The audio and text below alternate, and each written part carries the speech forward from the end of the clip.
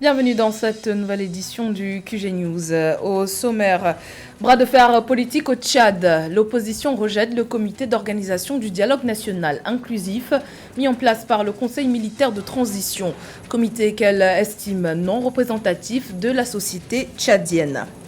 Plus que quelques jours avant la fin du processus de révision du code électoral sénégalais, les élections locales auront lieu le 23 janvier 2022. Les jeunes sont néanmoins peu nombreux à être inscrits sur les listes électorales. Et puis, baisse du prix du gaz butane en Guinée, une mesure prise par les autorités pour diminuer le recours au charbon et au bois. Au Tchad, le groupe de réflexion et d'action du 1er juin et la coalition Wakitama font front commun contre le projet de dialogue national inclusif du Conseil militaire de transition. Les deux formations se sont unies dans le cadre de ce qu'elles ont dénommé Déclaration des organisations tchadiennes pour une transition inclusive. Elles appellent à la mise en place d'un comité représentatif de toutes les composantes de la société tchadienne. Aïssa Toubari. Au Tchad, le nouveau comité d'organisation du dialogue national inclusif mis en place par les autorités ne fait pas l'unanimité. Réunis dans une nouvelle organisation dénommée Déclaration des organisations tchadiennes pour une transition inclusive, les opposants au Conseil militaire de transition ont décidé de faire front commun. Mardi 31 août, ils sont montés au créneau pour dénoncer le refus du CMT d'organiser la conférence nationale de façon inclusive et souveraine.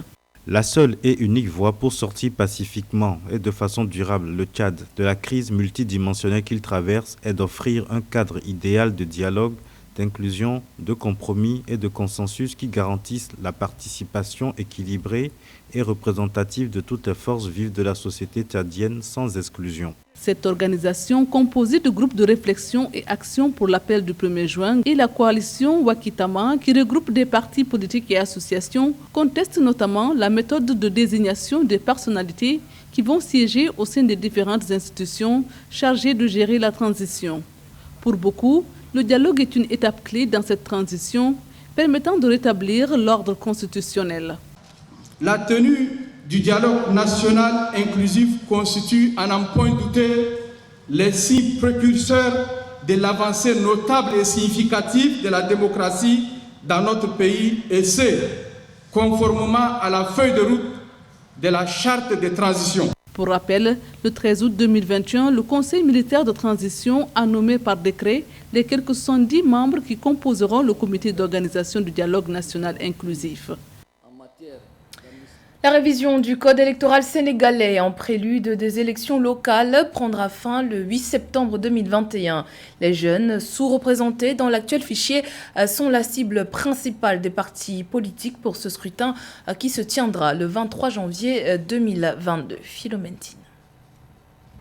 Au moment où le pouvoir sénégalais déclare cohérent et fiable le fichier électoral révisé en prélude des élections locales de janvier 2022, l'opposition, qui en avait demandé l'audit, a rejeté les conclusions du rapport de 124 pages rendu par les experts. À quelques jours de la clôture des inscriptions sur les listes électorales, la participation des jeunes tant convoitée n'est pas encore significative. Seuls 53,8% des 18 à 25 ans sont inscrits sur les listes. Je crois que le principal problème, c'est le non-suivi de certaines recommandations de cet audit qui voudrait que le code électoral intègre des modifications, notamment aux articles L31 et L32 de l'ancien code, pouvant permettre donc à Karim Wade et Khalifa Sall de participer aux élections. Donc le dialogue politique n'a pas pu régler cela. S'agissant de la question des primo-votants, les experts jugent particulièrement bas leur niveau d'inscription sur les listes. Également, seuls 9,3% des nouveaux majeurs âgés de 18 à 20 ans peuvent exercer leur droit de vote. À en croire l'opposition sénégalaise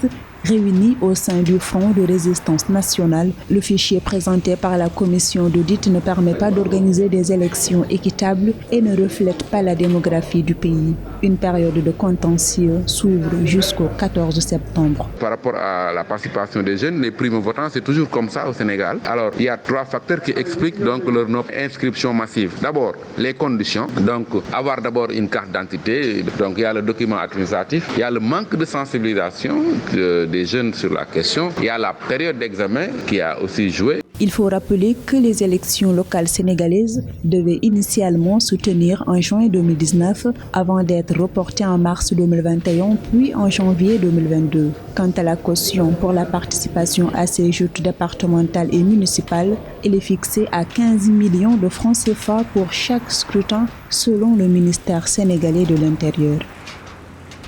Autre scrutin à venir, celui des législatives libyennes prévues pour décembre 2021.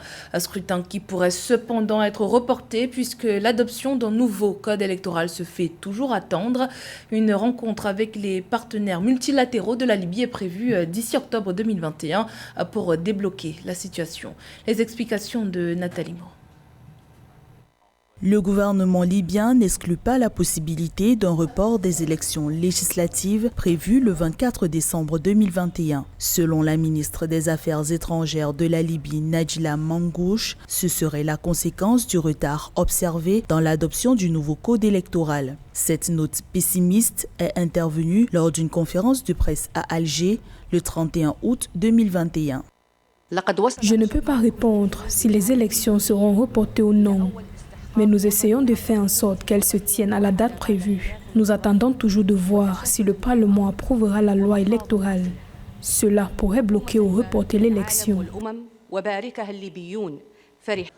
En Libye, près de 3 millions de citoyens sont inscrits sur les listes électorales. Cependant, le pays souffre d'une crise politique et sécuritaire depuis 2011, une situation qui a profondément fragilisé la base constitutionnelle de la Libye. L'État qui a désormais besoin du soutien de ses pays voisins, l'Algérie et l'Égypte notamment, pour accompagner son processus démocratique.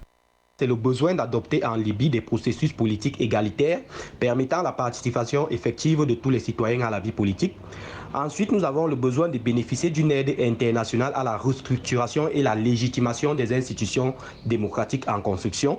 Ensuite, nous avons le besoin de trouver un équilibre entre les impératifs de sécurité nationale, la consolidation et la promotion de la culture démocratique.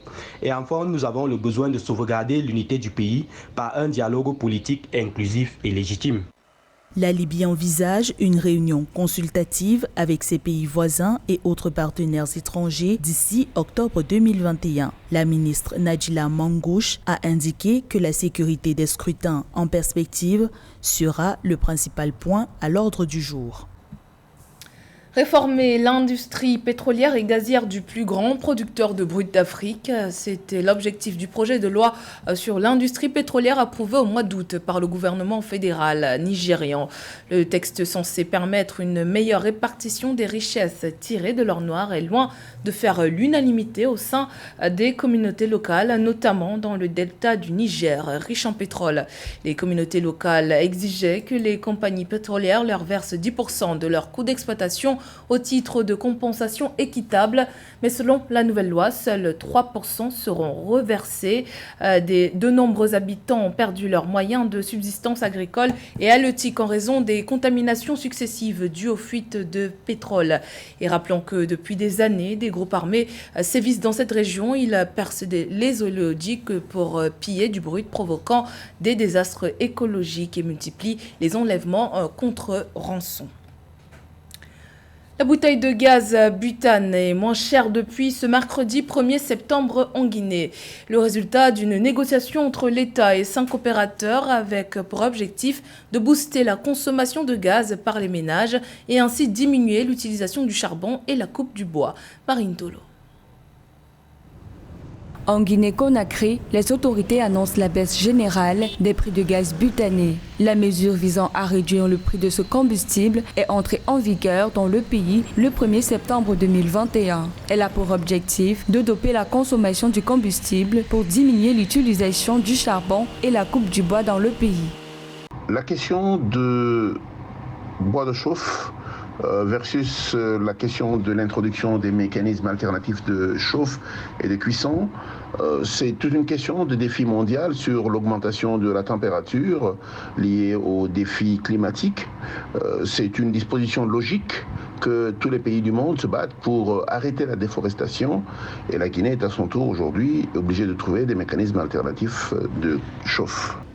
Désormais, sur toute l'étendue du territoire guinéen, les coûts du gaz butané reviendront à 69 000 francs guinéens pour la bouteille de 6 kg, 143 500 francs pour la bouteille de 12 kg, soit une baisse de plus de 40% par rapport au prix moyen pratiqué auparavant. Les prix fixés ci-dessous ont par ailleurs été validés à la suite d'une négociation initiée par les autorités qui veulent rendre le gaz plus accessible. Ce défi mondial est une réalité et c'est bon que les pays africains prennent de plus en plus la mesure. Mais au-delà du butane, il va falloir que nous allions vers des énergies plus propres et j'espère en passant que la Guinée, comme beaucoup de pays africains, contribueront à ce défi mondial. L'encadrement du prix du gaz butané se fait déjà dans des pays voisins à la Guinée, comme le Mali ou encore la Côte d'Ivoire. Les intentions retenues jusqu'ici sur la réduction des coupures des arbres sont celles de préserver les arbres et les forêts, plus que jamais, désormais vitales pour la planète. Dans l'actualité sportive, le prestigieux trophée de la Coupe du monde de football était de passage à Lomé, la capitale togolaise, ce 1er septembre. Plusieurs légendes du football telles que les Français Marcel Desailly et Jean-Pierre Papin faisaient partie de la délégation de la FIFA pour ce grand événement qui a rassemblé plusieurs acteurs du football togolais. Événement organisé par le groupe de médias New World TV qui a acquis les droits exclusifs de diffusion de la prochaine Coupe du monde 2022 dans la zone Afrique francophone.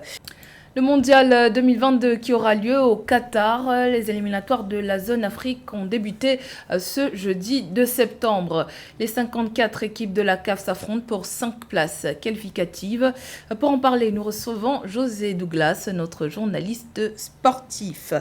Alors José, qu'est-ce qu'on peut retenir à l'issue des rencontres qui ont eu lieu ce jeudi ? Oui, c'était la deuxième journée, Corinne, avec les résultats justement. Kenya-Ouganda à Nairobi 0-0. La RDC a fait match nul aussi avec la Tanzanie. 1 but partout. Le Niger a perdu sur son terrain face au Burkina Faso 2-0. Namibie, Congo, 1 but partout. Madagascar qui perd sur son terrain et c'est un bon résultat pour le Bénin. 1-0. Algérie qui écrase Djibouti 8-0. Et le Maroc bat le Soudan 2-0. Et puis Corinne, nous allons voir 2 matchs en images maintenant. Les 2 Guinées. Regardez. Guinée-Bissau contre Guinée-Conakry. Présentation d'abord des équipes comme d'habitude. C'était en Mauritanie. Et 1 but partout. Les buts ont été signés pour la Guinée-Conakry par Francis Kamano. Et c'était à la 7e minute de jeu. Et ensuite, donc à la 8e minute, eh bien, pas 8e, mais 46e minute, c'est Joseph Mendes qui marquait pour la Guinée-Bissau. Donc, je vous l'ai dit, 1 but partout entre les 2 équipes. Autre match, eh bien, c'est le Mali toujours en jaune, comme d'habitude, face au Rwanda. C'était à Agadir, 1-0 pour les Maliens. Le but a été marqué par Adama Traoré. Adama Traoré qui a percé la défense, éternel buteur. Pourtant, la défense rwandaise a bien résisté, mais les Guêpes n'ont pas réussi à revenir au score et ce sont les Aigles qui ont donc triomphé sur le score, je vous l'ai dit, de 1-0. Plusieurs matchs encore ce vendredi 3 septembre avec quelques belles affiches, José. Exactement, ce vendredi donc il y aura Mozambique, Côte d'Ivoire, c'est à Maputo, Zimbabwe, Afrique du Sud, à Harare. Il y aura Mauritanie contre la Zambie, match très attendu en Mauritanie. Attention, la Mauritanie qui progresse d'année en année avec l'entraîneur français Corentin Martins, qui, vous le savez, a joué milieu de terrain du côté d'Auxerre. Il y a Nigeria contre Libéria, ce sera à Lagos. Tunisie, Guinée équatoriale, donc à Rades. Cameroun, mais oui, Cameroun qui fait sa grande apparition. Contre le Malawi, ce sera Yaoundé, la ville qui va beaucoup bouger sans doute. Et puis il y a Ghana. Ghana, ce sera le dernier match contre l'Éthiopie. Ce sera à Cape Coast. Alors, attention, nous reviendrons sur l'ensemble de ces matchs et les résultats. Donc, dans nos prochaines éditions, je rappelle que la Coupe du Monde aura lieu de novembre à décembre 2022. Donc, je vous retrouve un peu plus tard et dans la nuit. Et bien sûr, demain matin. Merci pour toutes ces précisions, José.